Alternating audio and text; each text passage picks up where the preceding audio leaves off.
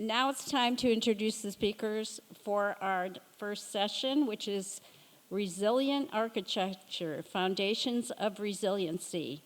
And during this session, remember to be thinking of your questions and entering them in the Mentimeter so that we can get to them after the last speaker. So I think we can have our speakers come up on stage now.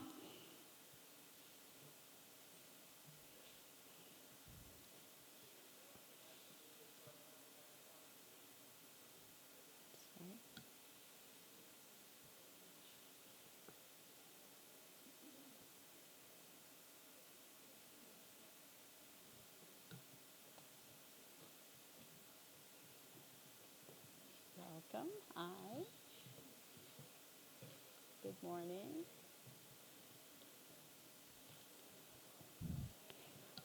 I'd love to see a little female representation on this panel, but I know these guys are great, so I'm gonna cut them some slack. First on our panel this morning is Marty Hylton, President of Architecture Sarasota. Marty, raise your hand just in case anyone doesn't already know you. I think everyone does. Marty has nearly 30 years of experience in documenting, conserving, and advocating for cultural heritage. His work has focused on the distinct stewardship challenges of 20th century heritage and the preparation and recovery of historic coastal sites and communities impacted by flooding and natural disasters. Please welcome Marty.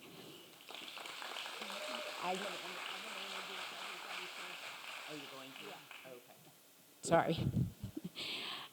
Next, after Marty, we'll hear from, I'm going to get all the introductions out of the way here so I can get out of the way. Next, we'll hear from Chris Reed. Chris earned a bachelor's degree in urban studies from Harvard College and a master's degree in landscape architecture from the University of Pennsylvania and teaches graduate level landscape architecture at Harvard. Chris founded and directs STOS Landscape Urbanism, recognized internationally as a leading voice in the transformation of landscapes and cities. He works alternately as a researcher, strategist, teacher, designer, and advisor. Welcome, Chris. And our final panelist will be Jeffrey Huber. Jeffrey leads the Brooks and Scarpa South Florida office and serves as a principal in the firm and teaches as a professor at the School of Architecture at Florida Atlantic University. He specializes in public realm projects that seamlessly integrate ecological, landscape, urban, and architectural design. So please welcome all our speakers, and Marty will take the stand first. Thank you. So I see some familiar faces, but I see a lot of people that maybe I haven't had a chance to meet. So this is my opportunity to introduce myself. Some of you know my origin story, so bear with me. I am a hillbilly from eastern Kentucky. My mother is a coal miner's daughter, not far from Butcher Holler. She grew up. You don't see a lot of modern architecture in the Appalachian Mountains. My parents brought me to Siesta Key in 1983. I was 12 years old, so I'm giving my age away. I saw a building by an architect named Paul Rudolph, and it changed my life. I decided then, I announced that's what I was going to do. I didn't even know what the word architecture was, but I wanted to do whatever that magic was. And I went on then to pursue a degree in architecture, architectural history, and ultimately a Master of Science in Historic Preservation from Columbia University. While living in New York, I worked for an organization called the World Monuments Fund. And among the things that I did, this is an international, global nonprofit whose mission is endangered cultural heritage. I did two things there that really changed the trajectory and has brought me here to this moment. The first was to create a program called Modernism at Risk to preserve modern buildings. The first grant was to Sarasota Architectural Foundation, the predecessor organization I now run, to save Paul Rudolph's Riverview High School. The second thing that I did was I oversaw for 3 years a recovery program in New Orleans and Mississippi after Hurricane Katrina, and I got very interested in disaster recovery and ended up at the University of Florida.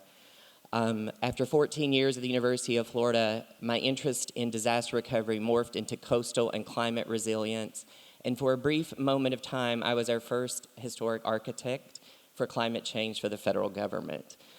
I'm glad that I took the job here because there is no more climate change response program in Washington, unfortunately. But last year, my two passions of preserving the middle of the 20th century cultural heritage, modern buildings, and disaster recovery, unfortunately, my skill sets came to use in this community. Many of you may not know, or I hope you do, that we are a global epicenter of design innovation since as early as 1925, but certainly in the 1930s into the 1940s, 50s. The Sarasota School of Architecture, as it became known, was a globally renowned design movement. And those architects did not use the words sustainable and resilient, but that is exactly what they were trying to achieve. In a moment before air conditioning in a subtropical coastal climate, they were really designing buildings that worked not against their environment, but with their environment. And even though we might have lost our way for a while, the Sarasota School, we talk about it as if it's in the past, but it's alive and well. And there's a really remarkable group of designers, architects, landscape architects, others that are working here today. There are even people like Brooks and Scarpa, Larry Scarpa, who Jeff Huber works with, considers himself part of the Sarasota School, even though he's working in LA and sort of nationally. Let's see if this is going to work.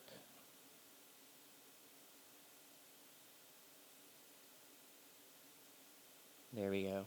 So one of the things Architecture Sarasota, oops, sorry about that. We have this bifurcated mission of stewarding the past while focusing on good design in the current environment and context. And when I say stewarding the legacy of the Sarasota School or the past, it is physically conserving things like the Umbrella House, which is coming under our ownership.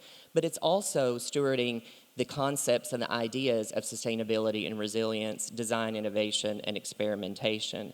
And as I said, the Sarasota School, this is a house by Philip Hiss. He developed Lido Shores. He was head of the public school program for about 6 years. He commissioned things like Sarasota High School Edition.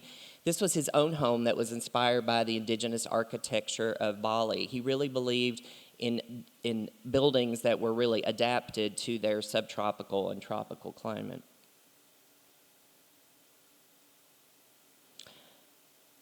Environmental adaptation. So our organization has really shifted over the last 3 years under my leadership. We're focused very much on research that we do both internally and with partners like Harvard University and Stoss Landscape Urbanism. We were being very proactive about vulnerability assessment, which I'm going to talk to you about, really understanding our resources that are vulnerable and what we can do to protect them. Unfortunately, all of that was interrupted. We had 6 flooding events between Hurricane Idalia, which flooded parts of North Siesta Key, to, of course, we know Helene and Milton. 6 flooding events in about a 13-month period. After Helene, about 72 hours, we launched our Restoring a Sense of Place. To date, we've done assessment of about 50 properties.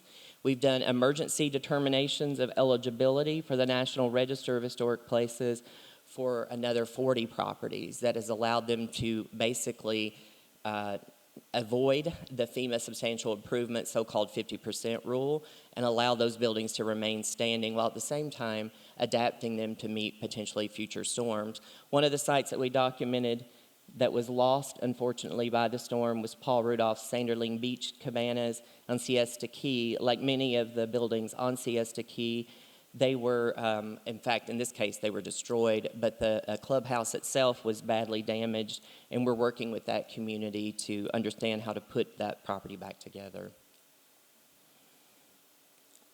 We also have been using terrestrial LiDAR or laser scanning to document damaged buildings and using that information to recover the buildings. And in some instances, unfortunately, the properties are going to be lost, so we're using that data to mitigate that loss. So what is a vulnerability assessment? If you'll bear with me, just so we have, before Chris talks and Jeff, I want to just give us some basic working definitions of what vulnerability assessment is and some different approaches to adaptation. So climate stressors, I'm not going to read this to you, you're boring, but it is a condition or event related to climate variability. Climate science is really important. It's advanced significantly over the years. I think Bob Bunting might be in the audience. He's a great climate science. But for me, I'm not a climate scientist. I've worked with some remarkable climate scientists, but it's how we use the data from the climate science that I'm really interested in to inform adaptation strategies. And I have this kind of cascading down from policy. Policy is very important. I think that it has to happen at that leadership level. I see Commissioner Ahern Koch and others from the city and the county here, but I also could reverse those arrows. We also need to work from the bottom up. So we need to use the climate science to inform things on the ground, as well as, again, those overarching policies to guide our actions. And vulnerability is really about, it's really three components to vulnerability. There is the exposure, the sensitivity, and the ability to adapt. Let's be specific about a building for a moment. How close is a building to the coast? That's its exposure, right, to the actual threat. What's its sensitivity? Is it on the grade? Is it elevated? And could it be adapted? If it's not elevated, could the building be elevated? I'm putting it in very simple terms, but just to illustrate the point. While I was at the National Park Service, I worked with a colleague to create a framework for adaptation that we called ADAPT. A being for acclimate, D, dislocate, A, abandon, protect, and then to tell the story. And I've got some things, some images to illustrate this. I think it's very important, whatever actions we take, that we're constantly communicating that so that people, general public, resident stakeholders understand the strategies that we're taking. So for example, acclimate, dry proofing is simple things like sandbags, trying to keep the water out. Wet proofing is actually reimagining maybe an existing building to allow the water to come in. Some of the property owners I've been working with, they're doing things like marine grade plywood walls or cabinets, or recycled plastic kitchen cabinets that can be removed and cleaned after a flooding event. So just kind of accepting the inevitable and living with water. And then, of course, elevation. This is a case in Charleston, South Carolina, in the Battery. A former student of mine has been developing flood guidelines there, and they've developed guidelines for elevating buildings in that community. And we could be doing similar things here. This is a property that we've been working with on Longboat Key. Our disaster recovery program stretched from Anna Maria to Casey. And in this case, this building would have to have been demolished, but was determined eligible for the National Register, and it's now going to be elevated instead of 14 feet, which was the requirement. It's going to be elevated 4 feet, so it's not really losing its connection to the surrounding landscape. Dislocate is actually relocation. This is a project on Nantucket to move a lighthouse. Lighthouses are definitely endangered species at this point. And then I was recently in Venice, Italy, and they've actually installed a glass floodgate around St. Mark's to allow, to actually protect that particular building from flooding. And lastly, I hope many of you attended. If you did not, you can watch online. We did a two-part, over 2 years, speaker series and brought urban thinkers from all over the United States and the world to Sarasota to help us as an organization, and working with the city. This is sort of a collaboration with them, to think through how to prepare a new master plan. And I want to thank Commissioner Ahern Koch and any other commissioners who in the room who voted unanimously to move forward with this master plan. I think the RFPs or proposals were just submitted, so we're here to assist in any way we can. But all 6 of these speakers, without being asked, they identified our bayfront as in need of some assistance, some love. It could be a better public space. It also needs to be looked at in terms of sustainability, and it is our first line of defense in case of a storm. As bad as Milton was, it could have been a lot worse.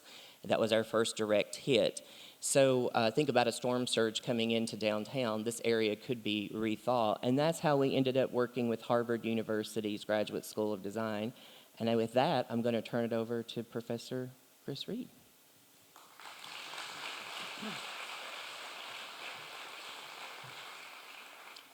Morning, everyone. Great, thanks, Marty. Nice to see you all. I'm really a chameleon. I live in 2 worlds. I do have a practice. I'm a landscape architect and I'm a planner. And we work with communities like yours across the United States that are vulnerable to climate change. We do a lot of mapping in places like Galveston, Texas, that's been hit over and over and over and over by hurricanes and is susceptible to sea level rise, heat, some of the same stressors that you're familiar with. And we start to reimagine places like this. So we're working in the Caribbean right now on a sustainable urban district on a flood-prone site that's also vulnerable to earthquake and volcanoes and all sorts of things, right? But we're looking at climate adaptation along the coast and also the way our urban environments can be adapted not only to absorb stormwater, but to help reduce urban heat. And we're working in Boston right now on the city's largest harborfront park. I'm trying to get the slide to change. Let's see. I'm a little stuck here. I'm going to go backwards, and then I'm going to go forward. And there we go. So we're working on Boston's largest harborfront park, which is a future flood entry path. If we don't build resilience within the park space, we have adjacent communities, neighborhoods, critical infrastructure that's going to be flooded. It's a situation that's not unlike your downtown Bayfront. And what we're doing is using soft and green systems rather than hard flood walls that layer in things like biodiversity, recreation, public use, and just, the creation of beautiful places for people to be. And oftentimes we're thinking about dual or multiple use facilities. How can we design so that people, wildlife can inhabit a place, but that those same places help protect against flooding? And we've done this project up in Green Bay, Wisconsin, along a riverfront that does flood.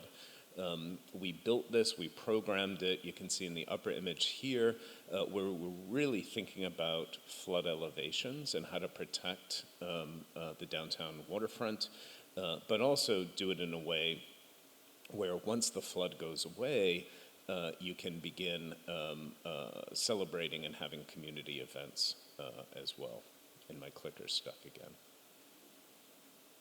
I have too many slides, so I'm trying to go quickly. There you go. That's ultimately the kind of place that we want to create, right, where people can come together. And that's the one thing about open space, is that it can serve dual uses. Marty invited us in to do a seminar at Harvard's Graduate School of Design last spring to really look at some of the climate challenges here. We worked in partnership with Architecture Sarasota. Their generosity allowed our students to come down. We're working with graduate architecture, landscape architecture, urban design, and planning students from around the world who came here to look at Sarasota to begin to think about the ways in which we might think about climate adaptation, particularly along the downtown Bayfront. We looked at the history of storms, both recent and past. We looked at the history of the shorelines. John very eloquently went through a lot of the various iterations of downtown and the shoreline here. And we were able to meet with folks like at the city. Aaliyah was part of a really great session we had at City Hall. We met with Diana down on the bay, met with a lot of stakeholders who are really involved in the work and thinking about the work across the board. I asked the students to do a few things. One, let's start some research. Let's think about the baselines. What's the change in land? Again, John went through this really quite eloquently this morning. How many successive shorelines have been built up? Who are the people that have been here through time? And with the students, how can we begin to visualize this? So on top of the existing photograph here, you begin to get a sense of how we kept building out into the bay, which has environmental consequences to it. Some of which resulted in flood-prone areas because they are low-lying and, were previously waterborne. So they were able to collect some data on latest flood projections and then translate that again three-dimensionally back onto photographs to bring this to life for people to really begin to understand and expose what the issues are that are in play. We looked at heat vulnerability as well, and we looked at biodiversity loss through time, particularly through the successive filling of land. We also looked at the governance structures that are in place too, because it takes, groups of people like you to actually advocate for this work and to move this work forward. And we were looking at that wide coalition that might be available should a project like the Downtown Bayfront move forward. Who are the various entities that are in play? Who owns land? Who owns utilities in that place? It's a complex environment, right, physically, but it's also a complex environment from a regulatory standpoint. We then asked students to look around the world. Are there other projects, other places that have been doing good work and that we could learn from? And there are just 4 here. We'll be publishing this work in the coming months. Marty will be sponsoring a gathering in February where we'll present this work in detail, and we'll be able to share that with you. But I think we collected over a dozen case studies from around the world that could serve as useful starting points for thinking here. And then we were able to ask the students, okay, let's not do a master plan, but what are the various toolkits that we could develop that might give folks at work here some tools and some good thinking about how to make for climate adaptation strategies in particular places. Like others, we're inspired by indigenous inhabitations that were raised above flood elevations. We looked at ways to change out shorelines, to change out parking lots, for instance, and make them multifunctional, allow them to collect stormwater, for instance. We looked at a continuation of the city's green infrastructure plan as you get into the streets downtown. We looked at the ways that existing buildings and streetscapes could be adapted to promote more shade and therefore reduce the urban heat island effect. And then we showed, particularly in this instance, what an existing condition might be and what a proposed condition might look like. These aren't any particular place, but again, they're meant to be toolkits that people could adapt on their own. We also looked at some of the lost and threatened tree and ecological species in the area. How do we reestablish a much more biodiverse region to kind of enhance the quality of the environment here? And then how might you begin to plant those in ways that are reinforcing some of the flood activities? Our governance team even looked at various ways that you form coalitions that are public, private, nonprofit, and then looked at things like tools that individual families could use, individual neighborhood groups could use, even how to organize coalitions of governments in order to propel this work forward. So I know there's a lot here. We also asked them to start to integrate these strategies into these cross sections, looking at ways to take a waterfront parking lot, for instance, that's really hot and doesn't deal well with flooding, and convert it into a green machine that can collect stormwater, help defend against flood, layer in biodiversity, reduce urban heat island effect. And so we have a lot of these illustrative cross sections that help to demonstrate some of these really great principles as well. And we were able to share this with some national and international colleagues at Harvard and get some feedback. All this work will be published soon. We'll let you know about it and are looking forward to getting your comments and inputs on it as we go forward. Thanks. I'll hand it to Jeff now.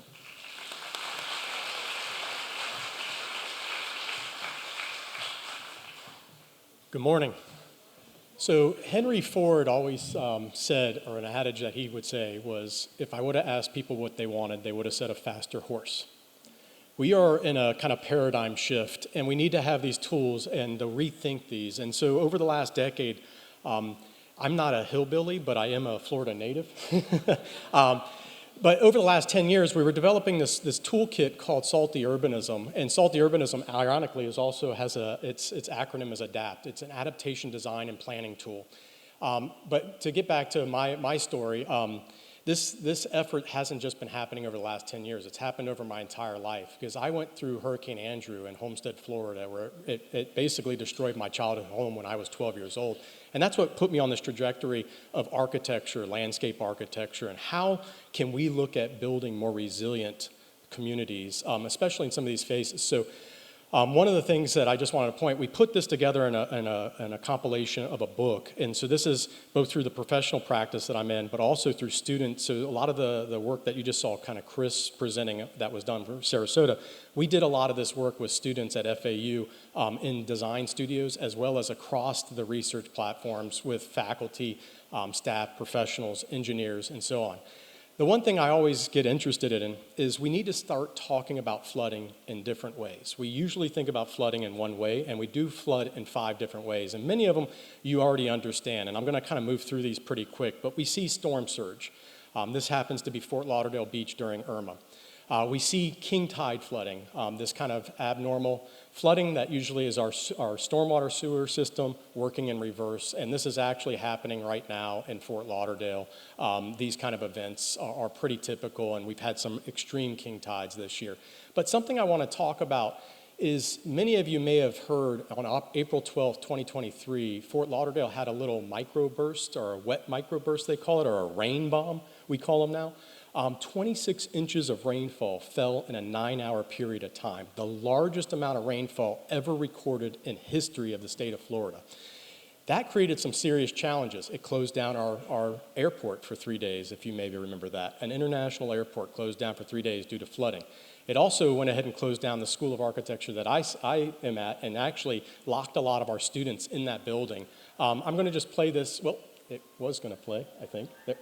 That's the students floating around. That's actually a street, not a river, not a canal, nothing. This is about 4 feet of water within that street, Las Olas Boulevard, which is our downtown. And the interesting thing was the students built these boats about 10 years ago to float the river. The interesting thing now is those students were using these boats to actually float down the street to get out of that street. And then where that TikTok was taken from was Moxie's Bar, which was across the street. And the students were pretty entrepreneurial and actually were charging about $100 to ferry people to their cars. I don't know where they were going because nobody was leaving. And if you saw, all the streets in Fort Lauderdale were littered with cars at that point. But my point to this is we're living in a new normal. And that new normal is a shifting paradigm. And we really need to ask ourselves, like, what do we want to do? How do we want to live? How do we live on, with, and over water? And I'm going to be very clear. We're not going to stop flooding. But what we can do is eliminate or reduce the residence time that water stands in our streets, in our built environment. And so what we wanted to look at in Salty Urbanism is looking at how Michael Rosenweg, who wrote The Win-Win Ecology, talks about there's not enough land that we can have in conservation. How do we begin to develop and build ecosystem services within our urban areas and our context? And so that was what was the mantra and the kind of premise behind Salty Urbanism, is how can we begin to deliver these ecosystem services in streets, in open space networks, at the level of a property, at the level of a building. And so, you know, one of the frustrations that we had at Florida Atlantic University was things were happening at a regional scale, but we weren't quite understanding them at the neighborhood scale down to the building scale. And so that's what we wanted to lay out, is how do we look at these environmental challenges, not as a liability, but how could they be an asset, a way in which we can learn how to live with, on, and over water. And so some of the things that Michael Rosenweg talks about is reconciliation ecology. There is an image coming up, and it has a slight delay. Maybe I need to go back like Chris did and Marty, and then go back forward. Let's see. There we go. So what we're looking at is what we call reconciliation ecology. It's looking at the historic hydrology, geology, and ecology of an area. How do we look at those tools to begin to think about how we begin to develop the next stage of development? So we, in this book, created these toolkits looking at major ecosystems across our region, the Everglades, the transverse glades, the rockland ridges, as well as the coastal uplands, to develop a kind of pattern book for communities to be able to use. This just happens to be one of the images that we were developing. And again, I'm going to move through this pretty quick. I know you can't read any of that, but that's akin to the periodic table of elements. We took all the the different types of technologies and techniques that we have and moved from salt to freshwater, as well as from ecological to gray or conventional infrastructure systems, and gave this as a tool for the communities to begin to understand how they could design. And each one of these then got built up to begin to explain planning principles, to explain how you would begin to embed nature-based features into the built environment within these varying contexts. So I'm just going to end real quick on a few projects that we're beginning to implement the salty urbanism now into our professional practice in the context. The first project I'm going to show is the city of Fort Lauderdale. We just built a new coastal park, DC Alexander Park, which was a former parking lot, what we call botanizing the asphalt, and going ahead and rewilding this landscape around the barrier ecologies. And so this is what that park now looks like. It was, again, keep in mind, a former parking lot, but this is right up as you're moving off the beach A1A. You'll see the kind of iconic Fort Lauderdale wave wall coming up here. But what we're doing is reinstoring the root dunes. And keep in mind, these aren't sand dunes. I think we inappropriately call them sand dunes. They are root dunes. They require vegetation. And then we're also reinstalling the maritime hardwood hammock and other facilities into that and creating this kind of iconic park for the city of Fort Lauderdale. Well, go back real quick, sorry. So this is just another view of it. You can kind of get more of the elevational view of this, but where we're reinstoring, again, the root dunes and some of this other habitat that was long gone. Keep in mind, this was a former parking lot. And so what this is trying to do is become this resilient key piece of infrastructure. And there's a lot of things that we're also doing into the materials, but this overlook that looks out of the beach, so it's meant to be not only public art, beautiful, but also resilient, ecological, and reinstoring that kind of dunescape as well as the maritime hardwood hammock into there. So right now what we're working on is the largest affordable housing project, and I know affordable housing was one of the big comments that was put on here, but we're doing the largest affordable housing project built in the city of Miami Beach in the last 50 years, and it's actually over 3 different units, and I know I'm running a little over, but just bear with me. This is going to be the Heron. It's all elderly. This is 20 units of elderly affordable housing here. The other ones that I'll show that are being built right now is 119 units. But what I kind of point out is some of the things that we were seeing in these images earlier in Marty's as well as Chris's proposal is we're lifting the buildings up to deal with the kind of future flooding conditions. And so an Irma-like storm surge event with future sea level rises, that upper blue line there, that's how much flood water we're going to have to take. And if you guys remember when Hurricane Irma hit, there wasn't enough capacity on our roads to evacuate everybody. And so what we're trying to do is it's about sheltering in place, but we're also going ahead and implementing where these buildings can be sustainable, resilient, and they can, the inhabitants and the residents can again, shelter in place. But we're also implementing new materials. If everybody knows the Surfside Champlain South collapse that killed 99 people, it was because of over and continued corrosion, erosion, storm surge, salt water, salt air, all of these issues that go ahead and really corroded and spalled the concrete that ultimately led to that failure. And so some of the things that we're beginning to implement, like we're on the park, is integrating Zypex, Penetron, these other waterproofing agents that basically impede water from getting into the concrete. But we're also using rebar or other types of alternative materials in there. You know, this is Vista Breeze. This is actually under construction right now. I'm just going to kind of show, this was the rendering. This is actually in a historic preservation district for mid-century modernism. This is the Vista project, which is going to be 49 units of elderly affordable housing. That's kind of where it's going right now. But these are highly resilient, highly flood adaptive, but also heat resilient infrastructure that is intended to harvest the natural breezes to begin to integrate in these kind of infrastructure. And so this is Breeze, which is actually 70 units. So again, in total, these are 139 units coming online. At least 119 will come online by the end of the year. And this is the backside. There's some interesting things that we really tried to do with the shoreline here. There was an old seawall. I thought I was going to be smart and kind of jump in front of the Florida Department of Environmental Protection, as well as anybody ever try to get a permit with the Army Corps of Engineers, right? You're like better off getting an act of God done sometimes. So what we were doing is we were going to let the old seawall fail and then build a retaining wall 10 feet back from this to actually go ahead and let the shoreline go to a natural shoreline.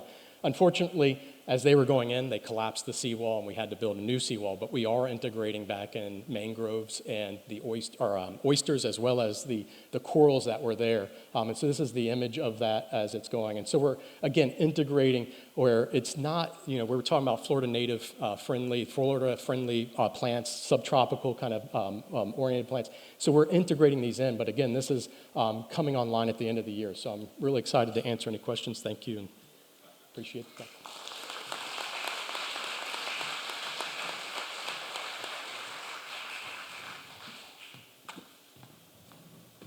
Please join me in thanking this wonderful group of panelists. It was really educational, inspiring. I love to see the collaborations, and I especially love that they're involving students in these conversations. So now we have time for your questions. Hopefully you've already put them in the Mentimeter. We have they're proliferating as we speak. Nope, we're back to John McCarthy's questions.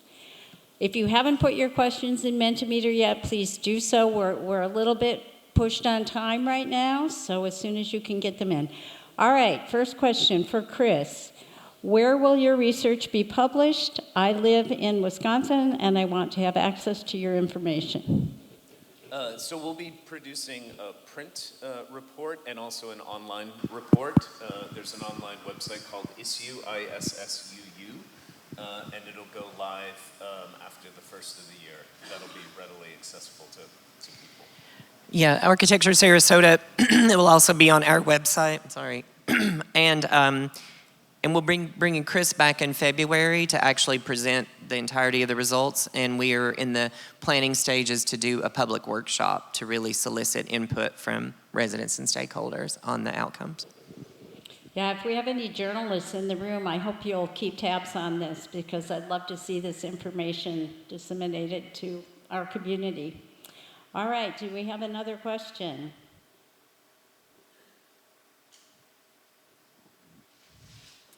When or why did residential construction shift from piles, crawl space, to slab on grade? Have the mentioned studies looked into how foundation type affects flood resonance? Do I have a volunteer who'd like to deal with that? Jeffrey?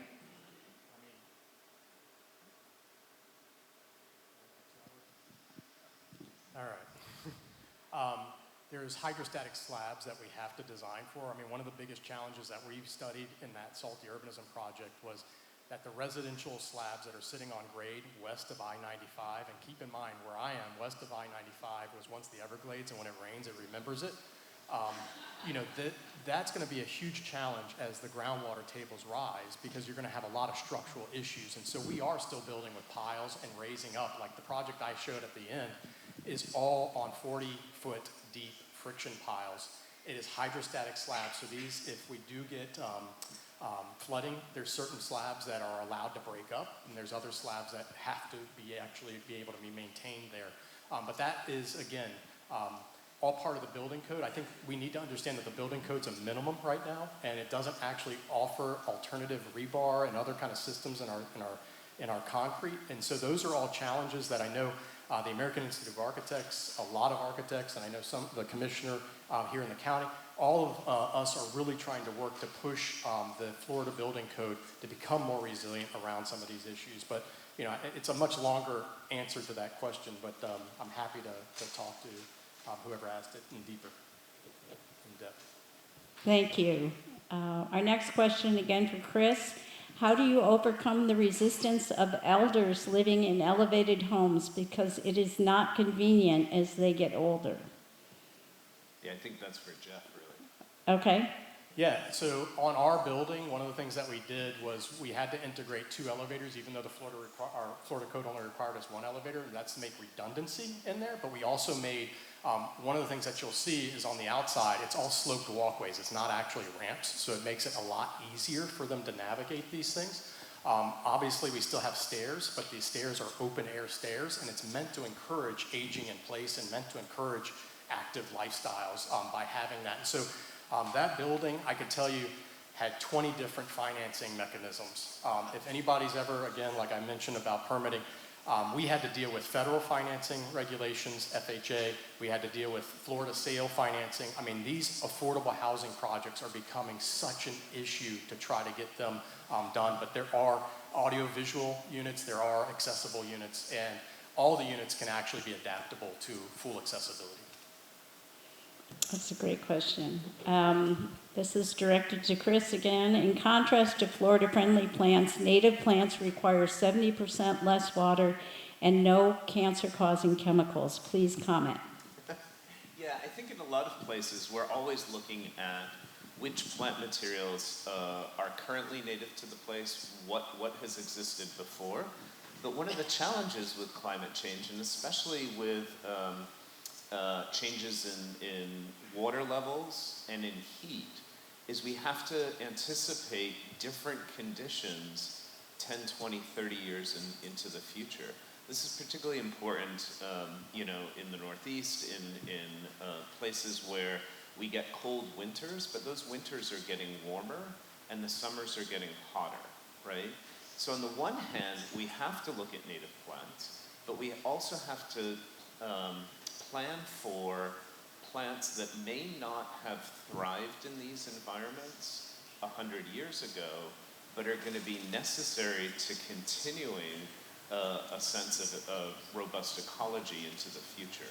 So we have to be really careful with that. We're always looking at native plants from adjacent areas that aren't going to harm the environment. So some plants are invasive, and we certainly do not look at those. But we do look at friendlier species that can help us adapt to future conditions as well. Okay, I'm going to squeeze in one more. We have a lot of questions, and we aren't going to get to all of them, but let's squeeze in one more before we take a break. Are you designing using 100-year flood data or forecasted climate futures? You risk designing for past climate, not the climate that we will likely have. Yeah, I think we're always looking at the flood projections, and oftentimes we have multiple models that we're looking at and multiple scenarios, right? And so oftentimes in practice what we do is we sit with city or state leadership and decide, okay, how far into the future are we looking? Is it 30 years, 50 years, or 100 years, right? And then how do we look at these different projections and settle in on a design flood elevation where everybody has confidence that, say for the next 50 years we're going to be safe, but in 50 years' time, it's going to be somebody else's responsibility to figure out, okay, where have those arcs and curves gone, and what do you do at that point to further adapt? What that means in practice is we're designing to certain elevations and building in flexibility for others to adapt later on. Can I just add, I think that question and this response is really critical as the city moves forward with the new master plan. I think this needs to be at the forefront. That plan really has to be done through the lens of resilience and understanding vulnerability. And that's part of the reason I took the time to sort of explain what is a vulnerability assessment. There are different methodologies and approaches. There are different data sets for climate modeling. But I think this has to be something that really is at the forefront of that project. And I'm just going to add, because if we designed that last project I showed to the FEMA flood standards, it was costing our developer $1 million a year in flood insurance. We, through showing these vulnerability assessments, showing the future data, doing these material upgrades, doing other things as landscape as infrastructure, because I think one of the things that we need to learn is that landscape isn't ornament or decoration in our built environment anymore. It has to become infrastructure. We were able to take that $1 million a year policy for our developer down to $100,000 in talking with their underwriter, their insurance underwriter. So these have real economic wins, even though they spent about $1 million more to do the things that we asked and leveraged that would save them that. They were saving that in the first year.